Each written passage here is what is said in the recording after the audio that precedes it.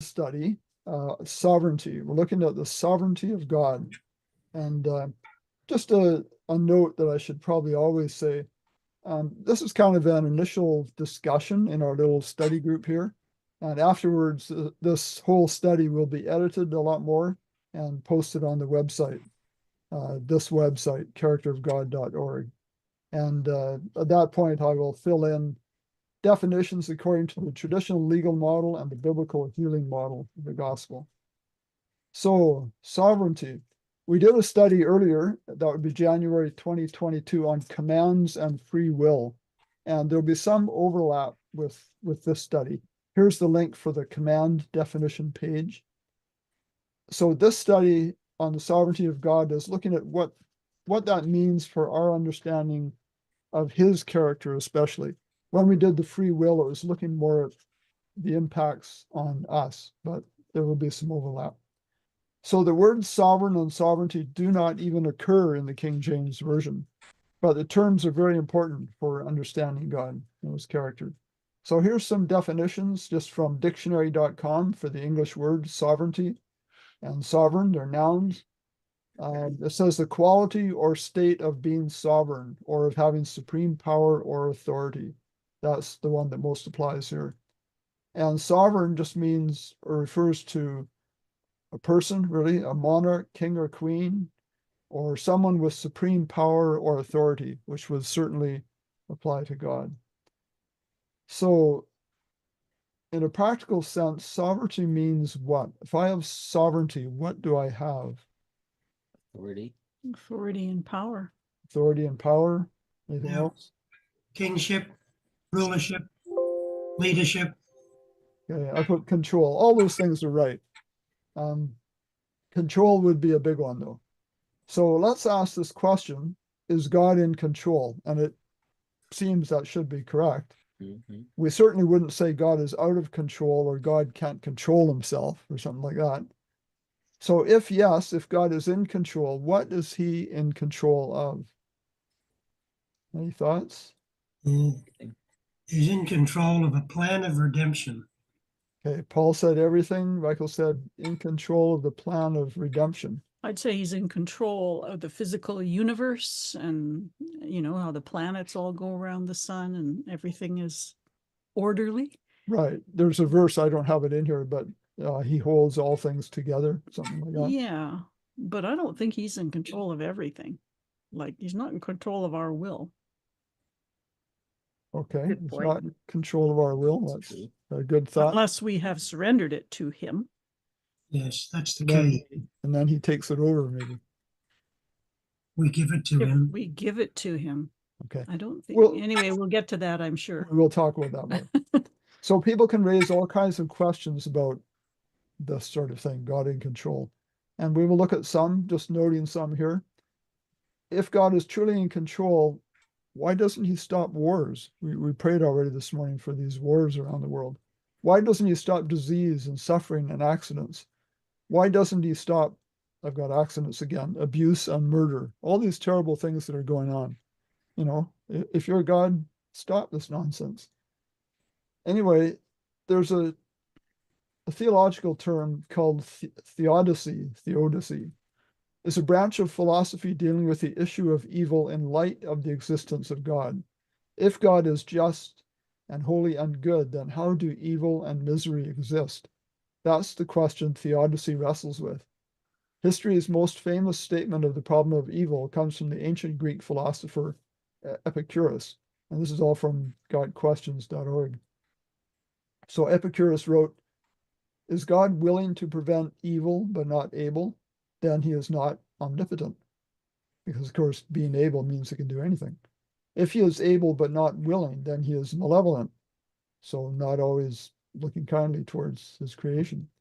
Is he both able and willing? Then whence cometh evil? Is he neither able nor willing? Then why call him God? So, you know, people don't maybe go through that line of reasoning so much just like that, but they think things like that, like, God, why don't you stop this? And more questions that we'll get to. Have any of you heard that before? Mm-hmm. Yeah. Yeah, Oh, yeah. so Yeah, it's expressed in different ways, similar to Yeah. that. Yeah, good God, bad world. Like, Why? why? Right. Why? So some more questions. Can he harden hearts? Can he pressure someone to do something? Does he insist on his own way? Is he going to insist on strict obedience in every detail? No. Like I hear people say, the 10 commandments, not the 10 suggestions. In other words, like do it or else. If he doesn't get obedience, does he impose punishments? No. Can he really do whatever he wants? Okay, No. some good questions. Anyone Yes. think, Michael? The answer to them all is no. Okay. I was just thinking that, Michael. Okay. No to all of them. I think a lot of things he allows because Because free it's a choice. test. He tests us in different ways, and sometimes they're not always good ways, but Yeah. I would think he can do whatever he wants, but he also knows when to allow us the freedom to do our evil ways. I mean, really, he is omnipotent, so he could do it if Yes. he wanted a robot. Yes. Okay. And the first one, can he harden hearts? He can do that. I would say yes to that one, because the Bible talks about, when Moses talked to the Pharaoh, that he hardened the Pharaoh's heart. So that one is a yes. Okay. That's an important one we're going to look at in detail, and we'll learn Yeah. more about that. But all the rest are no's. Okay. Anyone want to add anything else that really comes to mind? Why is there so much pain and suffering? Well, we already asked that earlier. Yeah, there's kind of two groups of questions. We got these Mhm. ones up here too. Yeah. Why did God let little Johnny die? It's all the Yeah. same. Yeah, I hear that a lot. people can have very specific ones, if some tragedy in their life. Yeah. Okay, so we'll look more at those. So first we'll look at some verses that definitely say he is sovereign, and then we're going to sort out just what sovereignty means. So let's read these. Dorothy, Psalm 115, verse 3. But our God is in heaven. He hath done whatever he hath pleased. He can do what he wants. No, he can't. He hath pleased. It says that he hath done whatever he hath pleased. That's what Yeah. it might say, but what does it mean? The question is what pleases him. Yeah. Daniel 4:35, Judy. All the inhabitants of the earth are reputed as nothing. He does according to his will in the army of heaven and among the inhabitants of the earth. No one can restrain his hand or say to him, "What have you done?" Yeah. Now that's Nebuchadnezzar talking. Just keep that in mind, I guess. Right. Does that make a difference? I think it makes a difference. This is what Nebuchadnezzar said, not what a prophet said. it's his understanding. It's his understanding. Right. Okay. You want to say more about that? That's a good point. I want to say more about that. Not really. I think I just said it.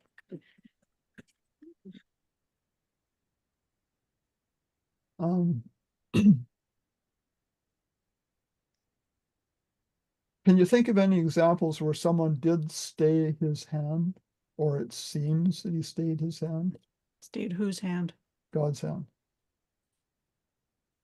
What do you mean by stay his What do hand? you Stop him from doing something he proposed to do. Oh, sure. Abraham. Moses? Okay. Yeah, both of those are good examples. Abraham talking down the number of people in Sodom. Right. Yeah. I was trying to remember who that was. Hmm? Wasn't that Lot too? If That they was- find That was Abraham when God proposed the destruction of Sodom and Gomorrah. Will Okay. you destroy it Yeah. if there's 10 people, 5 people, whatever the numbers Yeah. are? Yeah. So Nebuchadnezzar would not even propose or attempt to stay the hand of God.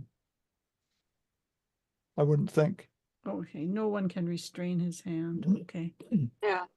Mhm. Because he wouldn't believe that God would bend to Nebuchadnezzar's demands, for instance. He understands God's sovereignty in a certain way. Nebuchadnezzar does, partly because Nebuchadnezzar, is sovereign. No one can stay his hand within his kingdom, True. right? So that would affect his understanding of God. Whereas Moses and Abraham, I suspect, had a little different understanding of God's sovereignty. For instance, Abraham would have understood that God is merciful, and that Abraham could convince him to exhibit his mercy a little more than it sounded like at first. Okay, let's go on. That's good. Romans 9:20, Michael. Nay, but, O man, who art thou that repliest against God? Shall the thing formed say to him that formed it, why hast thou made me thus? Okay. How does that relate to this question of God's sovereignty? I guess the Well, next. He created us, so we can't go to him and ask him, why did you create us this way? Okay. So that's a good one. Any other thoughts? Sorry, Michael. No problem. Verse 21 fits in there too, Ray.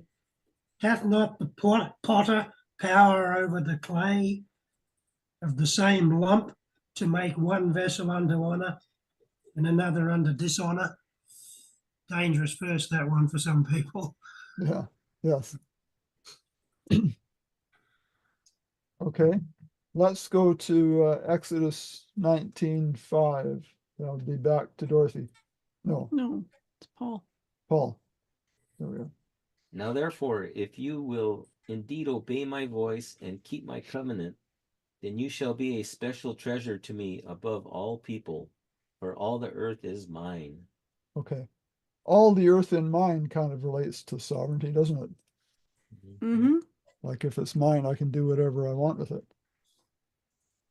Okay, and then Mark 4:39 and 41. And he arose and rebuked the wind and said unto the sea, Peace, be still. And the wind ceased, and there was a great calm. And they feared exceedingly, and said one to another, What manner is this, that even the wind and the sea obey him? Now, does that relate to sovereignty? Mm-hmm. I would think so. Yes, even the wind and the waves obey him. So let's look at some of those questions in a little more detail. And the first one actually is, we're going to talk about the hardening of hearts. Okay, Exodus 14:21, Dorothy. 14:21. And the Lord said unto Moses, when thou goest to return into Egypt, see that thou do all those wonders before Pharaoh, which I have put in thine hand. But I will harden his heart, and he shall not let the people go. Okay. Now this whole, I've kind of, sometimes I shade a part just to show that it all goes together. This is from a website, Christianity, something. And it says about that verse, clearly this is an instance where God stepped in and prevented Pharaoh from making the decision.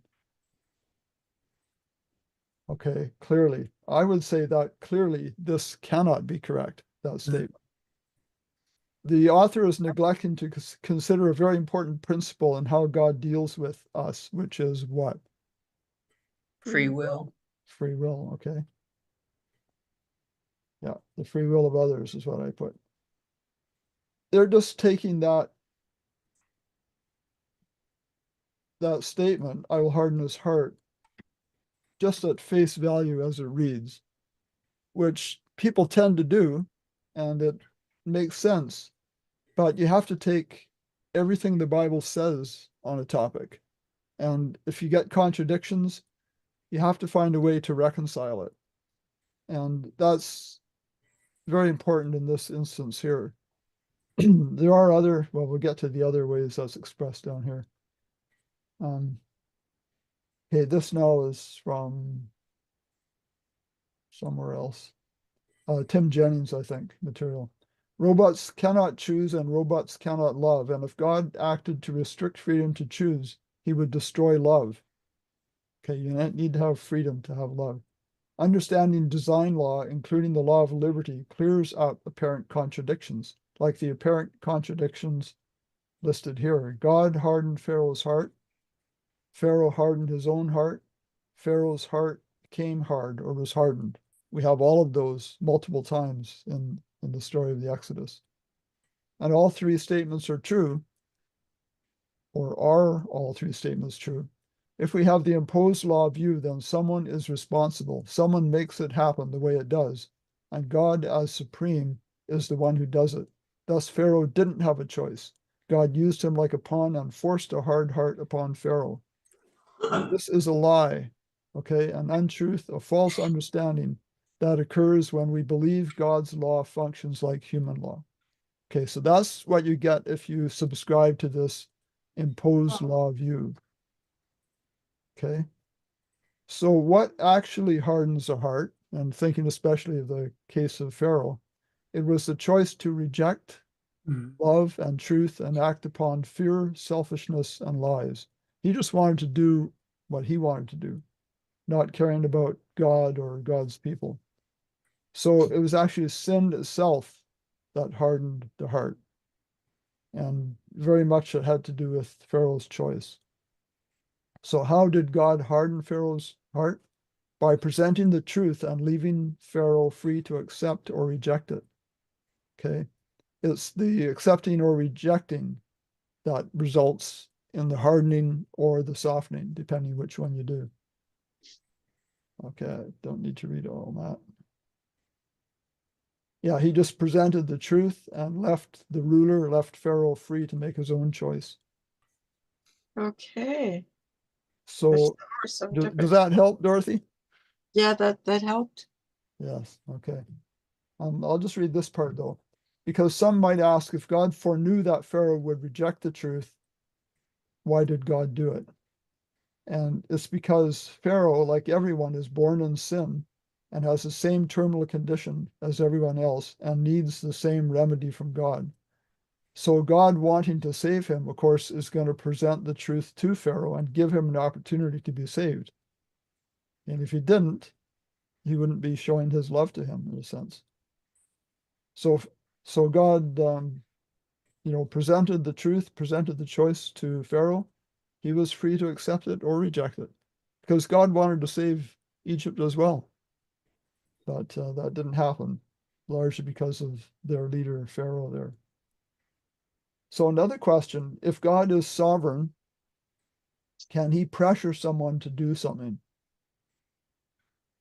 Can he or will he pressure someone to do something?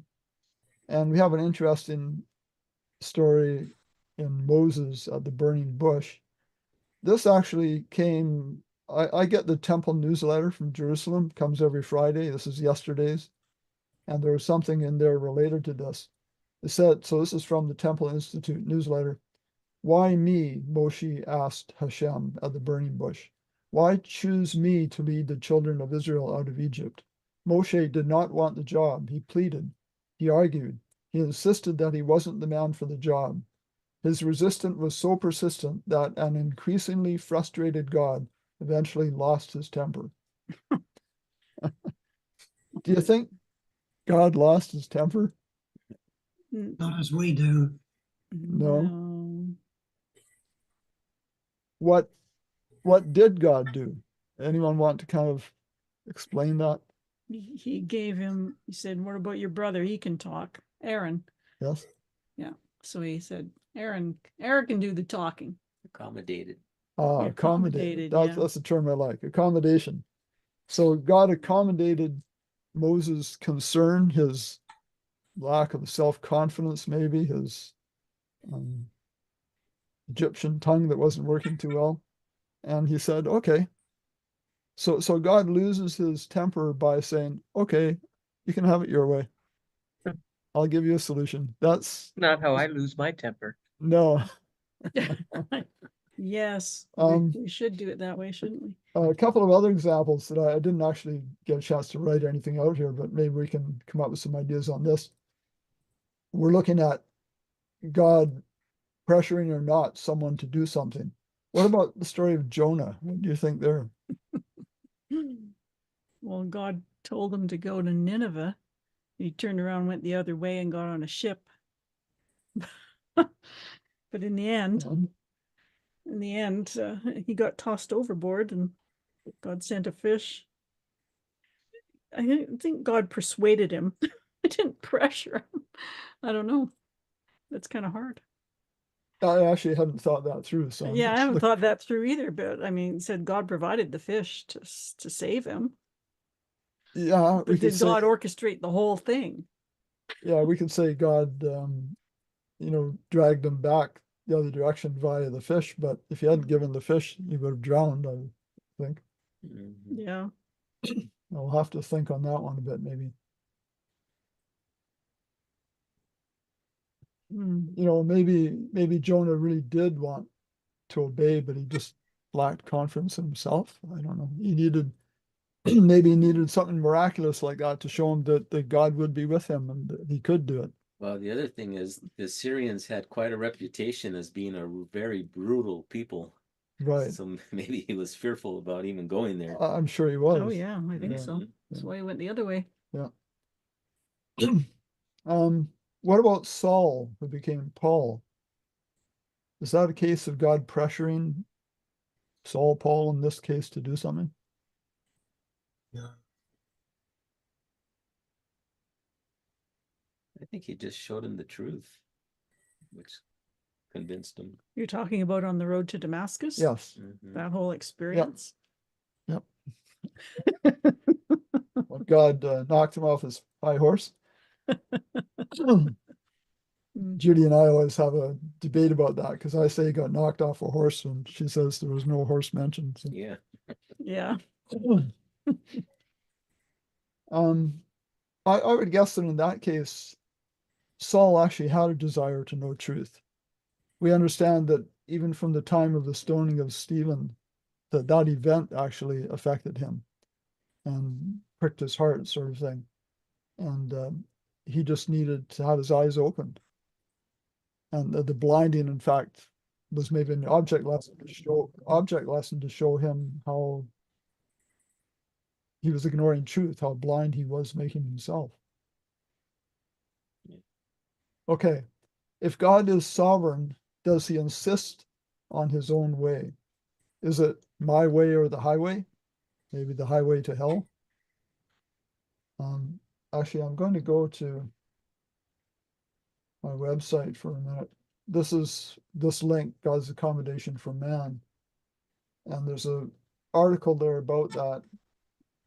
And this may not be so easy to read, but there's a list here of, I'll move it over.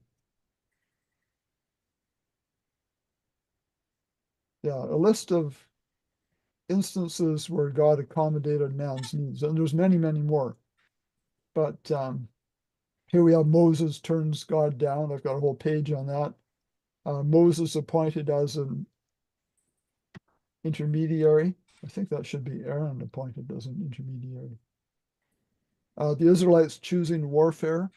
We understand that God did not give them weapons, did not provide weapons when they left Egypt, but that was their choice to do that. And then even after that, when they did go to war, although God didn't approve of it, he directed them to get the best results in their wars. He gave the Israelites quail. He gave them statutes that were not good, it says, which is interesting. He granted them to have a king. We'll talk about that more. He allowed slaves, polygamy, divorce. There's lots of examples of God accommodating. So let's look more at this one example here of a king.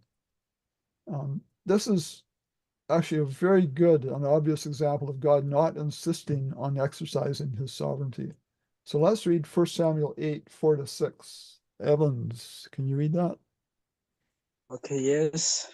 Then all the elders of Israel gathered themselves together and came to Samuel unto Loma, and said unto him, Behold, thou art old, and thy sons walk not in thy ways. Now make us a king to judge us like all the nations. But the king displeased Samuel. Then they said, give us a king to judge us. And Samuel prayed unto the Lord. Okay, thank you. So it seems that Samuel recognized there was a problem right away with this because he brought it to the Lord. He didn't just say, okay, he could sense there was a problem. And in fact, this shows the next few verses that there was definitely a problem with that, and there was not God's will to do that, actually. Okay, so Judy. And the Lord said to Samuel, heed the voice of the people in all that they say to you, for they have not rejected you, but they have rejected me, that I should not reign over them. According to all the works which they have done since the day that I brought them out of Egypt, even to this day, with which they have forsaken me and served other gods, so they are doing to you also. Now therefore, heed their voice. However, you shall solemnly forewarn them and show them the behavior of the king who will reign over them. Okay, and if you go on, they were told the things that would happen. He would take your young men for soldiers and your young ladies for bakers and things like that. But they still insisted. And so God allowed them to have a king. And I think I have another verse later on that relates to that. Be careful what you wish for. Be careful what you wish for, because God might just give it to you, but if he gives you what you want, he will also give the natural consequences. Yep. Right? Mm-hmm. Okay, I'm just going to. So if God is sovereign, does he insist on strict obedience in every detail? And this comes down to our understanding of God's law and the purpose of it. And I just at this point want to show you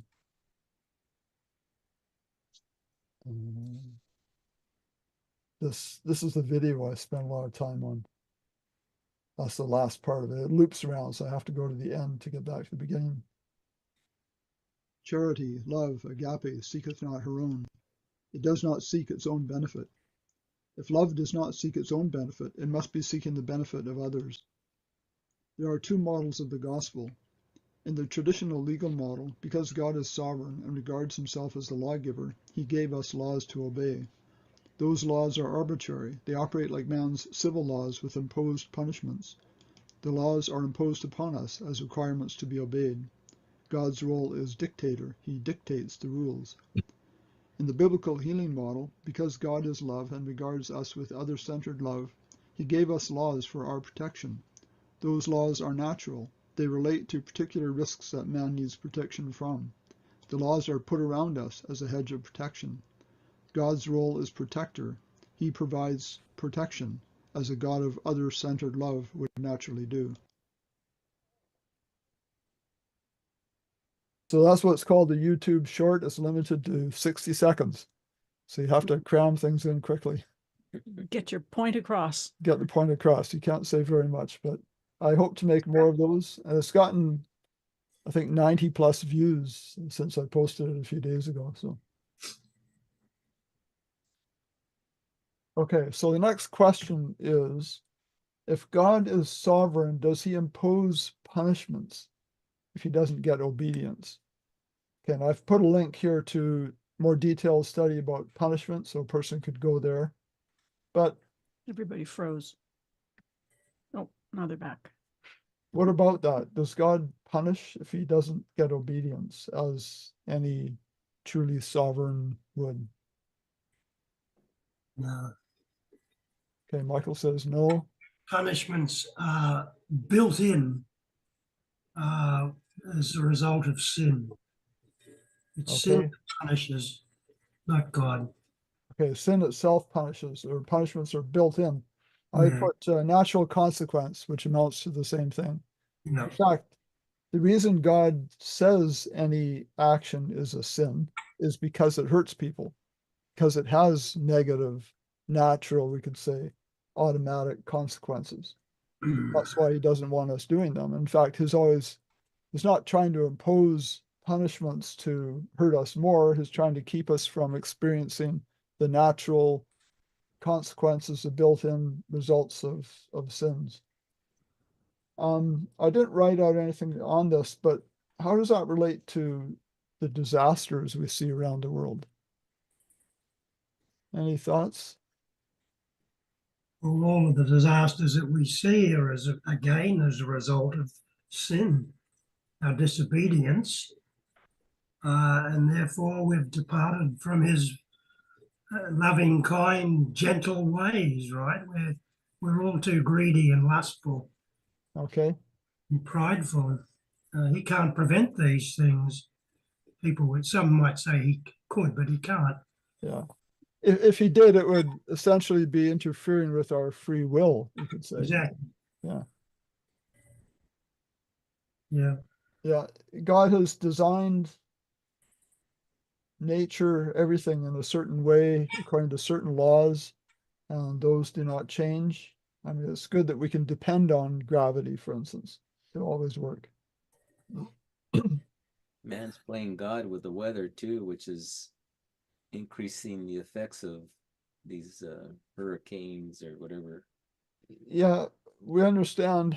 I'll mention one. Should I?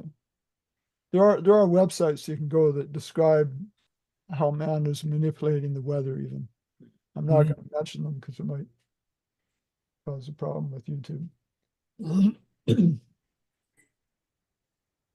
Okay, next question. If God is sovereign, can he really do whatever he wants? So let's look at some verses here. Isaiah 46, 10 and 11. Michael. I'm going to read 9 as well. Okay. Remember the former things of old, for I am God and there is none else. I am God and there is none like me, declaring the end from the beginning and from ancient times the things that are not yet done, saying, my counsel shall stand and I will do all my pleasure. Verse 11, calling a ravenous bird from the east, the man that executeth my counsel from a far country. Yea, I have spoken it. I will also bring it to pass. I have purposed it. I will also do it. Okay. So that's suggesting that God does what he wants. Is that how you would understand that? That's how some would According understand. to that, yeah. Okay. Kind of sounds that way. Revelation 4:11, Paul. You are worthy, O Lord, to receive glory and honor and power, for you created all things, and by your will they exist and were created. Okay. For thy pleasure. Would we relate that to pleasure seeking? So some verses make it sound like God does what he does simply because he wants it that way. But does God, when you talk about what a person wants, does God have an ultimate goal? And I used to say this way back in our little group. God's ultimate goal is to make as many people as possible, as happy as possible for as long as possible. Does that sound like a good goal? Yep. As long as possible. That's eternity is a long time. I think ultimately he's going to achieve his goal. But to get there, he must first solve this great controversy that the universe is presently in, dealing with the presence of evil. So perhaps it comes down to what is his pleasure? Maybe that's kind of an important question. Luke 12:32, Trish. Fear not, little flock, for it is your Father's good pleasure to give you the kingdom. Okay, so is the Father's good pleasure there to obtain something for himself?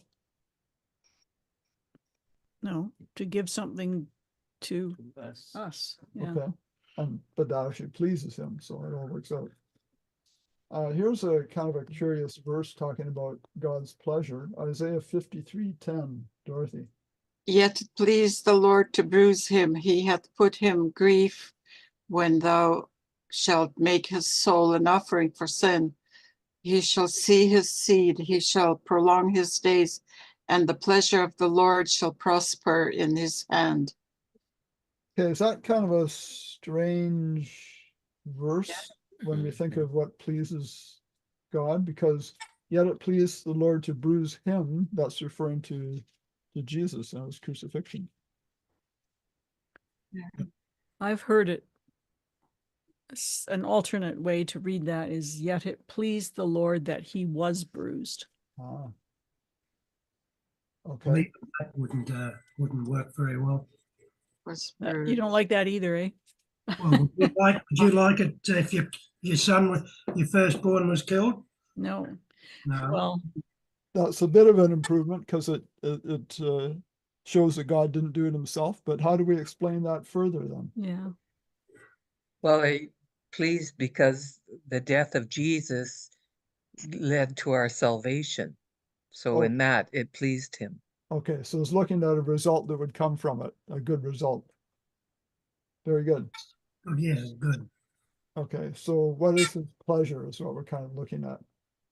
Here's some things that verses that talk about things that don't please God. Psalm 40 and verse 6. Evans. Okay, sacrifice and offering thou didst not desire. Mine ears has it thou opened. Burnt offering and sin offering hast thou not required. Okay, thank you. So from that I got that God's pleasure, sacrifice and offering were not pleasurable to him, which is kind of interesting. And we've Mhm. talked about that in other studies. Ezekiel 18:32. For I have no pleasure in the death of one who dies, says the Lord God. Therefore turn and live. Okay. No pleasure in the death of him that dies, no pleasure in the death of anyone. So it wouldn't make sense that God would cause it then. Genesis 6:6. And it repented the Lord that he had made man on the earth, and it grieved him at his heart. Okay. How do we understand that? It grieved him the same as Jesus was grieved looking over Jerusalem. Just Yes, I could have put that verse in here too, maybe. yeah, Matthew 23:37. Okay. It's really talking about the results. Mhm. It's not like God said, whoops, I made a mistake creating Yeah. this earth Yeah. and these people. Yeah. That's sad, isn't it? Genesis 6:6. It Repented is, the Lord. it's very sad, actually. Yeah. To think that the God who is so loving and Yeah. giving of himself and made this whole universe, and it turned out badly for him. And you know, there's verses that talk about in all their afflictions he was afflicted. Yeah. I mean, God is. Some people think God is just up there in heaven, you know, sitting there having a cool drink or something. But his suffering immensely, in Yeah. a sense, because you know we hurt when our children hurt for different reasons, but his watching all these people all over the world that are suffering in so many ways. Okay, 1 Timothy 2:4. Who desires all men to be saved and to come to the knowledge of the truth.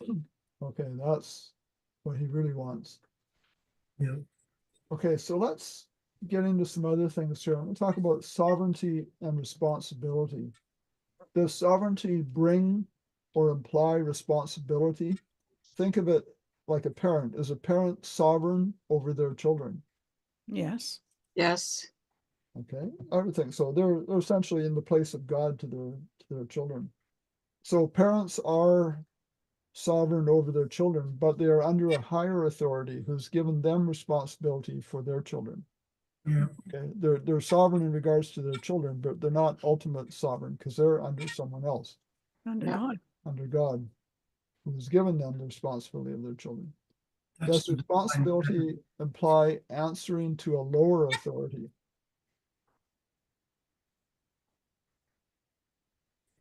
Yeah, I would think so. Yeah, for that one. Okay, in the case of children, there is responsibility to meet their needs. Mm-hmm. Okay. Does responsibility imply answering to a higher authority to meet their rules and requirements?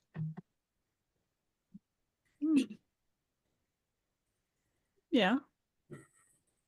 If you have responsibility, it's usually to someone or some rules or requirements. You know, a boss might say, these are your responsibilities. Well, you're responsible then to carry them out. In light of all that, does God answer to anyone? I think he doesn't answer to anyone else, but he feels we are his responsibility. Okay, because he made us, he would feel some responsibility. He's certainly not answerable or responsible to any higher authority, because there isn't one, right? There is a sense in which we could say his actions are subject to something. What would that be? Love. Okay, Drew said love. Any other thoughts? Yeah, his own character. Okay, I put his own character, which is love. Mhm. Okay, and here's a couple of verses that kind of reinforce that, I think. 2 Timothy 2:13. Trish. If we believe not, yet he abideth faithful, he cannot deny himself. Okay, could he cannot deny himself essentially be pointing to the fact that he can't act outside of his own character? Malachi 3:6. For I am the Lord, I change not. Therefore, ye sons of Jacob are not consumed. Yeah, I think that kind of goes along with the, he cannot deny himself. Okay, he's going to act the same way according to the same character at all times. Okay, along with so many other things that most of Christianity gets wrong, Christianity will often say, in many variations of it, God is in control. And that's a very, very basic way of understanding God, and it affects lots of other things. Let's read Philippians 2:5-8. And the question is this an example of the exercise of sovereignty, of God's desire for sovereignty? Philippians 2:5-8. Evans.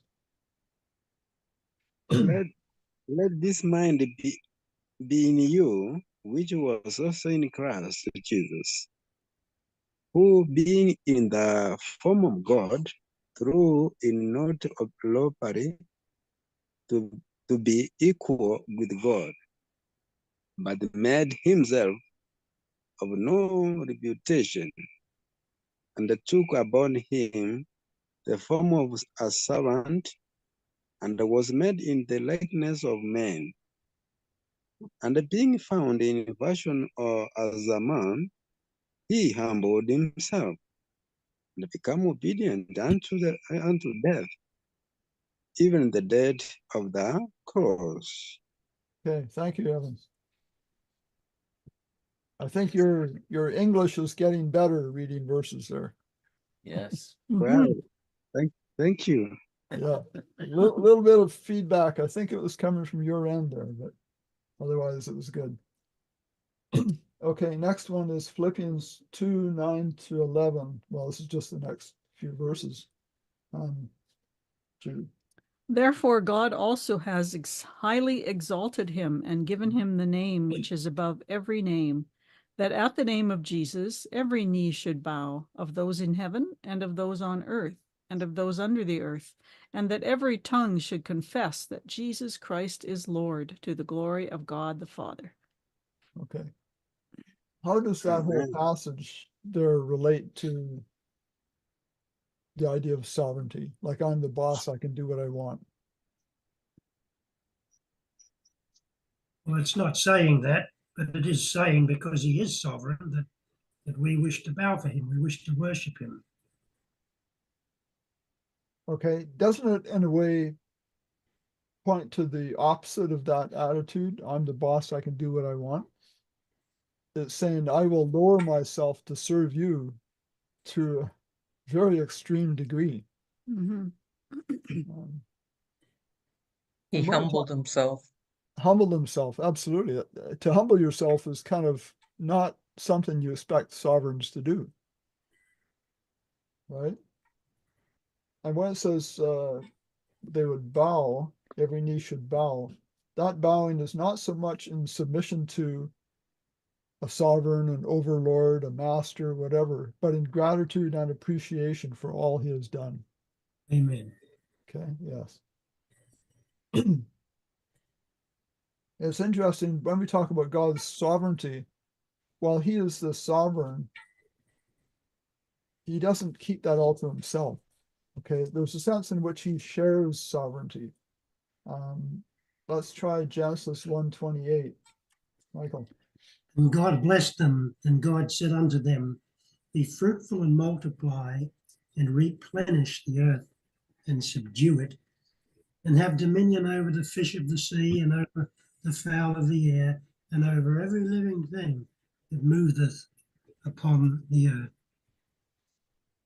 Okay, is dominion close to sovereignty? Mm-hmm. Yeah. It's very, very similar. He gives us everything, actually. Yes. Yes, he does. Even his life. It's interesting also, there's the suggestion of something called the Heavenly Council. And that kind of also suggests shared sovereignty. Revelation 4:4. Paul. Around the throne were 24 thrones, and on the thrones I saw 24 elders sitting, clothed in white robes, and they had crowns of gold on their heads. Okay, King James says 24 seats. What Paul read said thrones, which actually puts it on a little more of an equal setting with round about the throne, and also crowns of gold. So this all suggests that they have some part, these 24 elders, in the sovereignty or somehow directing the sovereignty. It's not real obvious, but there's kind of that suggestion there. Let's read Isaiah 1:18. Come now and let us reason together, saith the Lord. Though your sins be as scarlet, they shall be as white as snow. Though they be red like crimson, they shall be as wool. Okay. What does the reason together kind of imply? Discuss, study. What did you say, Michael? Discuss and study. Mhm. Okay. It implies that you can talk to God, and he's a reasonable guy. Like, he's not just sitting up there making all the rules and obey me or else. You can reason with him. and Like he would actually take advice. Well, Also, he's forgiving yeah, His of forgiveness. mistakes. forgiving. Yeah. He's reasonable. If someone's reasonable, they'll listen to your opinion or your point of view, Yeah. and express their point of view, and you come to a good conclusion generally. Maybe even a compromise. Maybe even That's accommodation right? sometimes. Accommodation. Yeah. Think of Abraham there bargaining with God over the number of righteous people in Sodom and Gomorrah, that kind of thing. Yeah.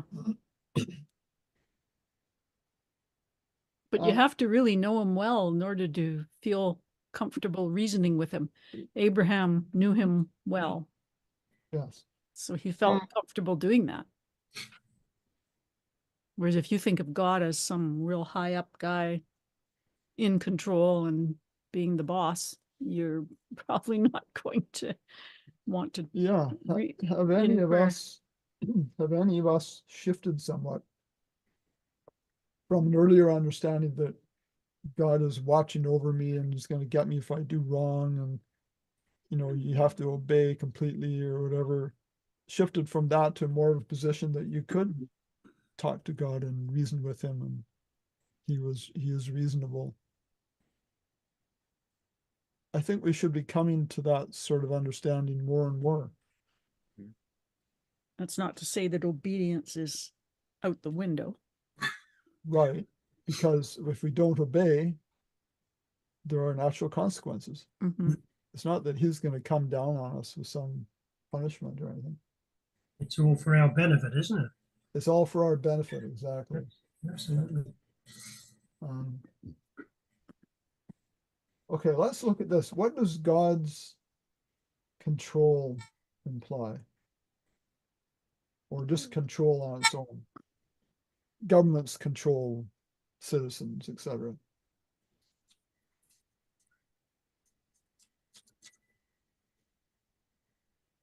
Okay, I put here laws and enforcement of laws. Does that seem reasonable?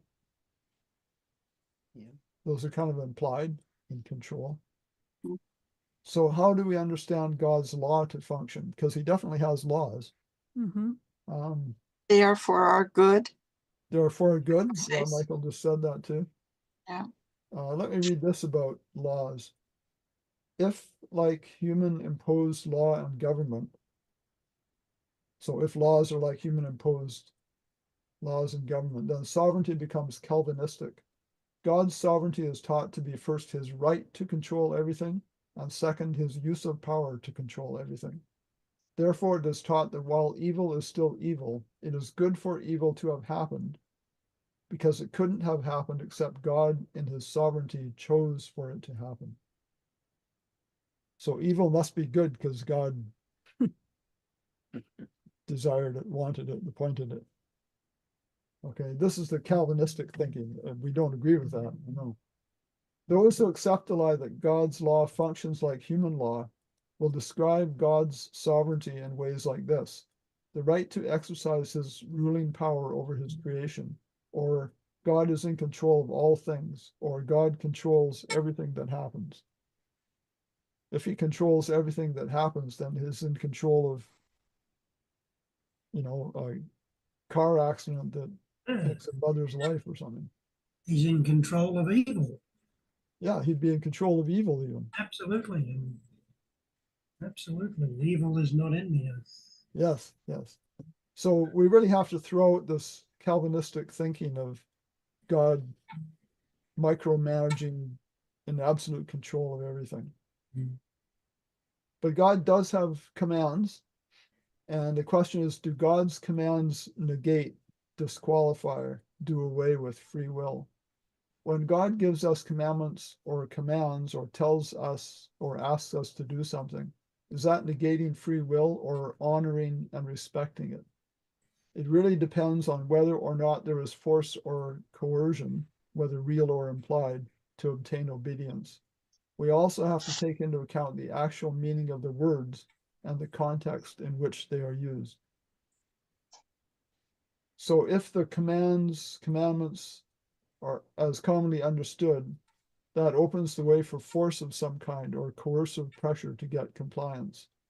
If the commands are given by one who is truly honoring free will, does that even give the opportunity of using any force or pressure to obtain compliance? And I'm saying, no, it cannot be. If he's honoring free will, he can't say, do this or else. That doesn't seem to make sense, does it? No. So we closely associate commands with laws. A fundamental question is the nature of God's laws. Are they arbitrary, imposed laws, or natural design laws? And these are active links actually to word studies on those terms. So let's look a little bit more at free will.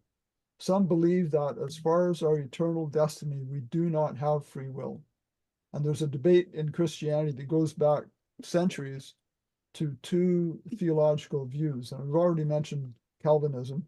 That's John Calvin. I don't know exactly when he was alive, but this is well before Martin Luther, I think, even. So Calvinism is the view that God alone decides. So absolute 100% total sovereignty. He decides who is saved and who is lost, and man's free will is not part of the process. Has nothing to do with it. Okay. So that would include predestination. Yes. Yeah. Absolutely. That's Mhm. another term for it. Yeah. Mhm. I remember being at But a, isn't it, sorry, go ahead. Ray, isn't the names written in the book? Yes. So in a way he would decide. But how do the names get written in the book? On what basis are they written there? I don't know. You're I'll talking let about when I get it. you're talking about names that are written in the book because those are the people that are saved, Book of life. Right. book of life. But how do they? Yeah. What determines whether they're there or not? Well, wouldn't God determine that? Well, he writes the Because names there. I mean, I guess you could say your actions determine whether you're written into the book of life or not, right? Is that Okay, what you're trying to get at? yes, we're getting closer. Yeah, like I don't write my name there, right, physically, and we don't know exactly what forms the book have. But God, we could say He writes the names there, but the basis of whether He does that or not is determined by us, By our works. Yeah, I could see that. by our works, our faith. I mean, that the whole discussion, but we determine it. We make the choices. Okay, everything depends on the right action of the will of each person. Would be a good way to put it. Revelation 20:12 is the verse. Okay, Paul's saying Revelation 20:12. Do you want to read that? And I saw the dead, small and great, standing before God, and books were opened, and other books were, and another book was opened, excuse me, which is the book of life, and the dead were judged according to their works by the things which were written in the books. Okay, so that According to sounds their like works. a whole record of what's been going on. Yeah, that explains it better. Yeah. So Calvinism is saying that man's free will is not part of the process. So it denies free will. Okay, so God's made a bunch of robots in that understanding. In Arminianism, that's Jacobus Arminius, there's the belief in free will, that our salvation is dependent upon our individual choice, which God honors. Okay, He honors the free will. Yep. There is more to it than that, however. They obviously cannot both be true, both of these understandings. One of these views, if true, would destroy love. That would be the Calvinistic view. And that is why it really does not make a difference which view we hold, because Really? our beliefs change us. Really does make a difference. Oops, okay. That is why it really does make a difference which view we hold, because our beliefs change us. Meaning we want to be lovers of the truth, for the truth always leads to ever increasing intimacy with Jesus, the source of all truth. So understand the real issues in this debate is about God's law, which is a direct manifestation of His character. Okay, we often say God's law is a transcript of His character. And there's these two basic ways to understand law. Imposed law takes away freedom and destroys love.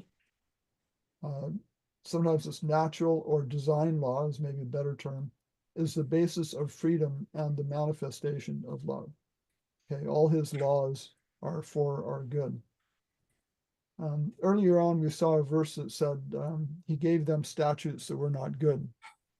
That seems kind of strange, but you have to realize that's just a case of accommodation, is allowing them, for instance, to have divorce within their culture. And they had rules about how divorce would work, but God did not give them the freedom to do that out of His own free will. It was an accommodation. So imposed law is the law of dictators. Design law is the law of our Creator. Okay, here's some verses we could ask. Do these verses imply that God limits His sovereignty? Deuteronomy 30 and verse 19. Dorothy. I call heaven and earth to record this day against you, that I have set before you life and death, blessing and cursing. Therefore choose life, that both thou and thy seed may live. Okay. Yeah. If God was absolute sovereign in the Calvinistic way of thinking, that He chooses who is saved and who is lost, then this verse wouldn't make sense at all. It says, choose life. You choose life. Okay, they were even invited with no implied coercion to make the right choice. What more could we expect from a God who grants freedom of choice? Mm-hmm. Okay, He gives absolute freedom of choice, no coercion. Some more verses like that.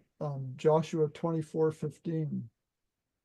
And if it seems evil unto you to serve the Lord, choose you this day whom ye will serve, whether the gods which your fathers served that were on the other side of the ford, or the gods of Amorites. In those lands ye dwell. But as for me and my house, we will serve the Lord. Mhm. Okay, thank you. Choose you this day. Okay, 1 Kings 18:21. And Elijah came to all the people and said, how long will you falter between two opinions? If the Lord is God, follow him. But if Baal, then follow him. But the people answered him not a word. So a sovereign normally wants his subjects to follow and obey and maybe even reverence and love, but at least follow and obey. Some of them don't care so much about the reverence and love. But here is God even saying, if you don't want to follow me, that's okay. I mean, he doesn't feel good about it, but he says you can do it. Follow Baal if you want. Yeah. Go back to the 2 trees in the garden. Okay. There was a choice made way back there that God Yeah. allowed even. Yes. Ezekiel 20 and verse 39, Michael. As for you, O house of Israel, thus saith the Lord God, go ye, serve ye every one his idols, and hereafter also, if ye will not hearken unto me, but pollute ye my holy name no more with your gifts and with your idols. That's pretty sad, isn't that the one?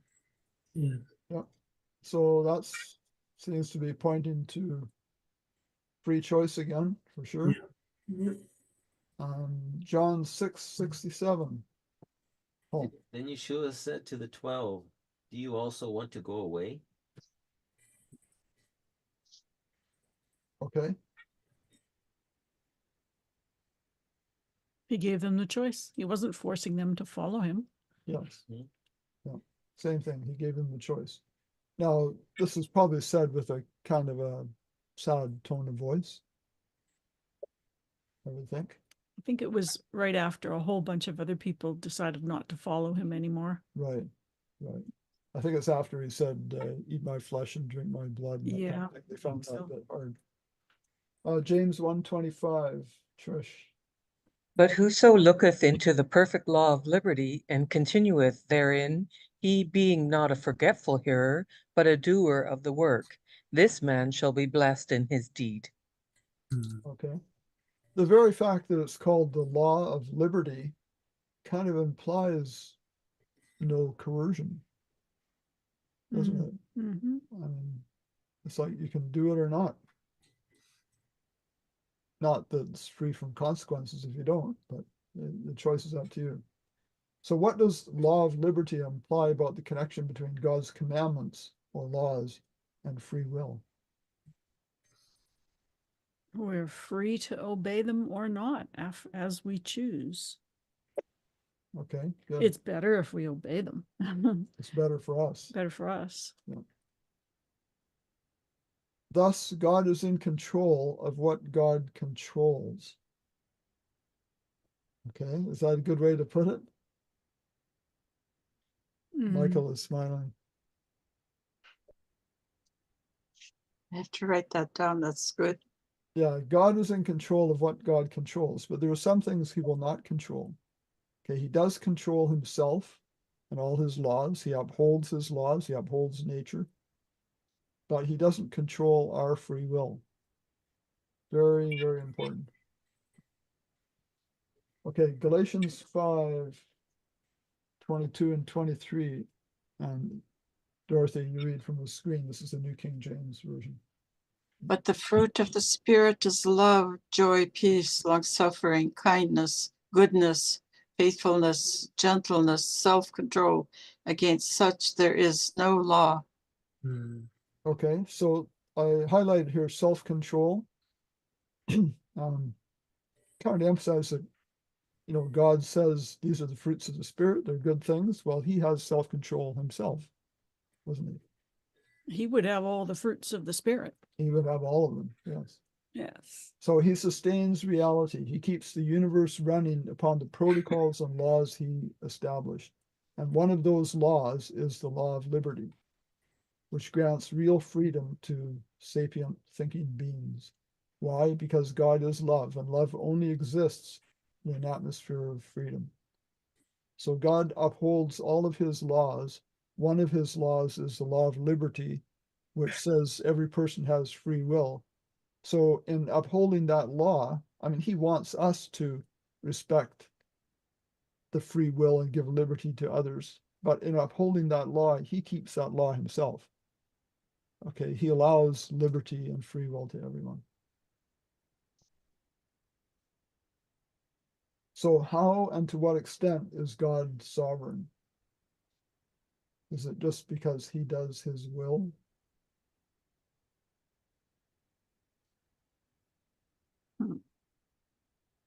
So he's sovereign to the extent of what you mentioned above, that he's in control of what he controls. Okay. Yeah. What did I put down here? Okay, his character. Oh, so his will is determined by his character? Yes, Is that I what think you're saying? that's what I was thinking of. His will is governed or determined by his character, which first and most importantly is that he is love. Okay. So he is love, and his will is to grant us free will. That's because he wants subjects who will serve him freely out of love. He doesn't just want robots. Okay. That was kind of a note to say more about free will. I would just emphasize that it's a very, very important principle in God dealing with us. Does anyone feel more free in the relationship with God now, with a better understanding of his will, than you perhaps did years ago, understanding that his law was imposed and to be enforced, etc.? Has it made a difference in your lives at all, in your thinking? That's an interesting question, that one. Yeah, I think that applies to me because I used to read the Old Testament and think that he was a punishing God, but I don't think that anymore. So, Okay. yeah. Good. I think when you want someone or some God that's omnipotent because you believe you need help, which you do, but you need to believe that he can control wars and everything at the end to help you through it. Yeah, maybe. But I'm learning slowly that he is not an evil God, so to speak, or a God that imposes his will upon us. Right. Yeah, that's comforting. Unevenly he allows free natural consequences to our decisions, and that's been a change for me to realize that, rather than thinking he caused the flood or he did this or he did that. Yeah. Okay, And Dorothy. yet the Old Testament says that in words. It uses those words that, yes, he did this. He closed the doors on the ark and all that stuff. Yes, there are things, and it can cause confusion. It Mhm. clearly says in places that he did certain things, but this is where we have to. This sort of thing is really important to start with, to understand God's character and his respect of our free will and how his laws work. And then we need to look at individual cases like the flood and how it was caused, and also look at how words are used and things like God's permissive will you know, he permitted things to happen. And yeah, there's lots to understand there for sure. But if we don't have an understanding that God is love and he is putting us first, then we're going to have a really hard time with those other things. So I think another problem for people is, as we've seen in the history and that's written in the Bible, when God wanted to lead the people and they didn't want him, they wanted a king. So he was misunderstood by these people that probably thought that he was going to be harder on them than a king would. Mhm. And the same with the Jews, misunderstanding the Messiah. When Yeshua was there, they didn't recognize him as the Messiah because in their minds they had a different person that was going to do the job. And so I see people now that reject the character of God. They want a God that would impose penalties and do all these kinds of things, you know, that a God of love wouldn't do. right. So And I think one thing to say about that is people like to have a God after their own image. yes, yes. Oh, that's a good one. Yeah. You know, especially if people have been really hard done by in their lives, you know, mistreated, They want justice. they want justice. And they want God to administer justice in the Yeah. way they want him to. Yes. Mhm. Hmm. Yeah. That seems like to me like the in the Old Testament that those priests and all those people, that's how they believed that God would punish them if they didn't tie the seeds correctly and all those things, you know. Seems like to me that they believed in doing. I mean, it seems like to me that that's why they persecuted people because of working on the Sabbath, is because they were afraid of punishment from God and displeasing him. Yes. Yeah. I think we can see Old Testament times and even today how God has been misunderstood all along the way. Mhm. There's not many that understand him. And, you know, thankfully we're coming to a little better understanding, but I'm sure we have a long ways to go yet. Yeah. Okay. Let's read, I think we're here, right? 1 Corinthians Mhm. 13:5. Evans. Shall a trumpet be blown in the city, and the people not be afraid? Shall there be evil in the city, and the Lord had not done it? Okay, thank you. You read Amos 3:6. Yeah. We'll just switch the order a bit then. Okay, 1 Corinthians 13:5. Love does not behave itself unseemly, seeks not her own, is not easily provoked, thinks no evil. Okay, so the point of these verses is love to others before self. That certainly applies with this verse. Ephesians 1:11, Judy.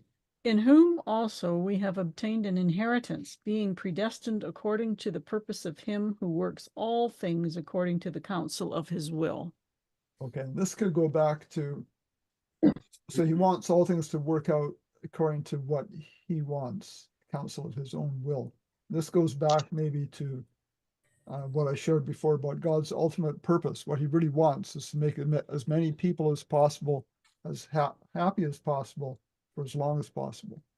He's out to bless others. Okay, and we read Amos 3:6. How does that one show love to others before self? Which one? The Ephesians one? No, Amos. Amos. That I put in the wrong place.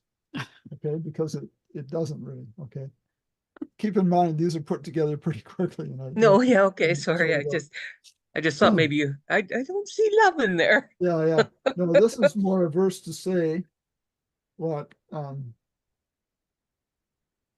this is one that would fit in with a Calvinistic thinking. Okay, God has done everything. Okay, Yeah. so that should have been up in that category, Okay. showing that God has been misunderstood, really. Yeah, mine says, if there is calamity in a city, will not the Lord have done it? It's blaming God. Yeah, there are verses like that. Yeah, and those are ones where you often have to look at that verse on its, well, focus on that verse and compare it with the others, and even look at the word meanings and everything. So In that just ended up context. in the wrong place. That's all. Hmm. Okay, Zechariah 14:9. And the Lord shall be king over all the earth. In that day it shall be, the Lord is one, and his name one. Okay, so what is that saying about sovereignty? He remains in charge, no matter what. Okay, and this is looking towards the future Mm-hmm. where God will be sovereign over the whole earth, but not sovereign in the sense that he is dictating and enforcing a set of rules, but he is sovereign because all his subjects truly understand his will and love him and want to serve him. And he'll be king or sovereign in that sense then.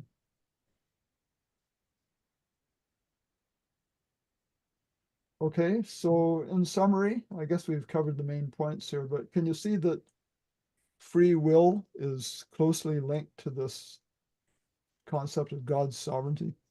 Mhm. Yeah. Very important, isn't it? He has to honor our free will, because without free will, you can't have love. You know, he tells us, in a few places, the first commandment is love God. And then he commands us to do it under penalty of death. I mean, that doesn't make sense at all, does it? Love me or else. Yeah. Hey, Yes, Michael. at the very beginning, you mentioned that the word sovereign doesn't appear in the Bible. I looked up the Webster's 1828, and sovereign means supreme, and I think you touched on that. Yeah. And in 1 Peter 2:13, it mentions that submit yourselves to every ordinance of man for the Lord's sake, whether it be to the king as supreme. Mm-hmm. The word supreme means superior. It means excellency, higher, Mm-hmm. above, better. And something that I found interesting, the king, submitting yourself to the king, is actually means sovereign. Yes. Sovereign. So in that respect, he's there. Yeah. Yeah. No, I'm just saying that the word doesn't appear in the King James, but the concept is absolutely there, as we've seen. Absolutely. Yeah. And submit yourselves to the king. Why? Because the king is a sovereign to you, similar Yeah. to how you might be sovereign to your children. Yeah. Now, in both cases, there is an ultimate sovereign above the parent or the king. But if you're living in the king's realm and he has authority over you for your own good, you should submit yourself to him, as long as you're obeying God's will, of course. And by the way, that word supreme there, it's the only one in the Bible. That's Okay. the only verse. Yeah. Okay. Right. Throw that Okay. in. So thank you, everyone. I hope that was a Yeah, enlightening study. That'll be edited and it'll appear on characterofgod.org. And if you're subscribed, you'll get a new notification whenever a new study like that is posted.